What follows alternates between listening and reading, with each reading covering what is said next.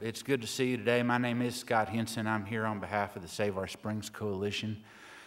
It's good to see you all here today. I'm especially pleased to get to come visit with, after the appointment of the new city attorney. I've gotten to know your family very well in the course of all of the stuff over your brother and your mother's become very dear to me. So I just want to welcome you, and I'm happy to see you here. I'm here today to talk to you about the effects of the water treatment plant on residential utility rates, because I think that's something that's not been discussed often enough, and that I think is increasingly clear to me, is that water treatment plant 4, once you start the construction, once you get to the point where we're going to go ahead and spend all this money, then you are simultaneously committing yourself to what turn out to be rather large residential utility rates. And I have tried in this document that I've distributed to you, titled The Perfect Storm, to quantify that in some way. But just for a moment's background before I get to the nitty-gritty.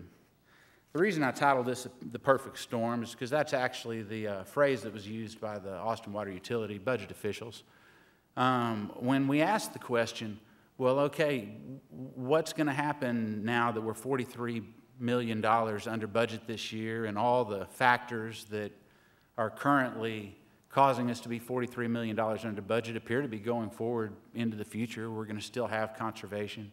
We're going to still have rainy seasons. That not every year is going to be the most extreme droughts that we've had recently.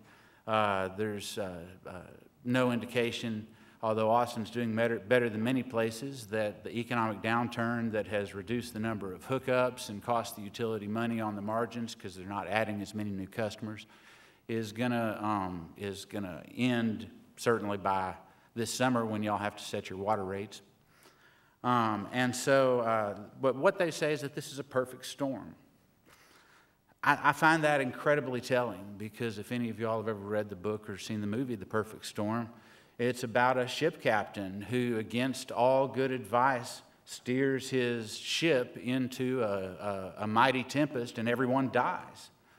So I think that that's probably an apt statement. I think they're pretty much telling you like it is, if y'all will just listen to what's being said. It's been incredibly difficult, and especially going back through last year's budget cycle and all the discussion on rate setting, looking at the backup that y'all were given, the water utility was given, the backup from the public information request that SOS has done over the years. It's frankly very difficult to figure out exactly what was the residential rate impact and what it will be going forward into the future. If you will look on page 5 of this document that I've handed you, at the very top on table 1 is a table that I'm not sure if it's been distributed to you yet, but it was given to your Water Wastewater Budget Subcommittee last week.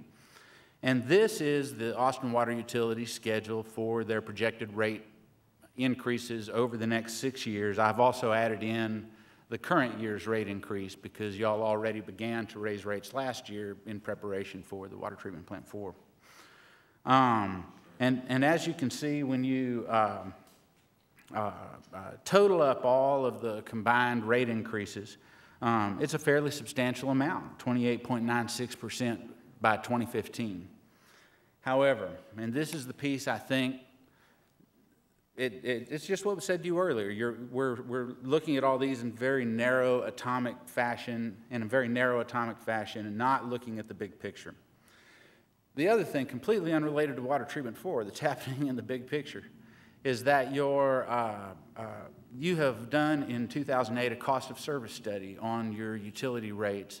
And what that cost of service study determined is that commercial and industrial payers were paying about 9% in aggregate more of the utility revenues than they should be. That if you were to have an honest, fair cost of service study where everyone pays their own rate for reasons, for example, because they have constant usage year-round. Samsung doesn't go up and down because they water the lawn more. They're using the amount of water they do because they're using it for industrial activities.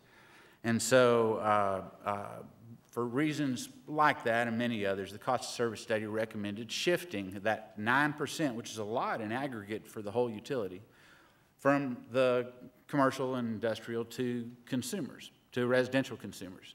And we found out in the documentation given to Water Wastewater last week that they will be doing that, they say, over the next 5 to 7 years in 1 to 2% increments per year. And again, this isn't 1 to 2% of the rate, it's the overall utility revenue that they're shifting.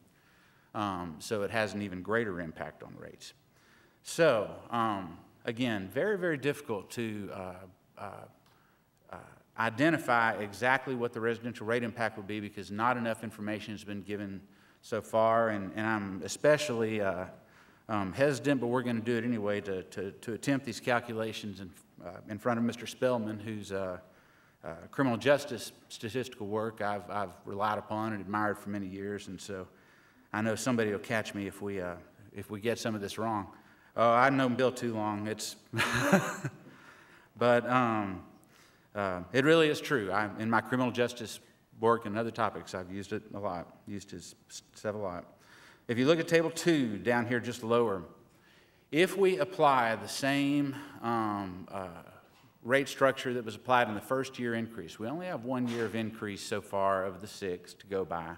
And we've been told that we're not going to see the new estimates for what the residential are projected going forward until late July. And so that 1 year is all we've got. But if we assume that in 1 year, that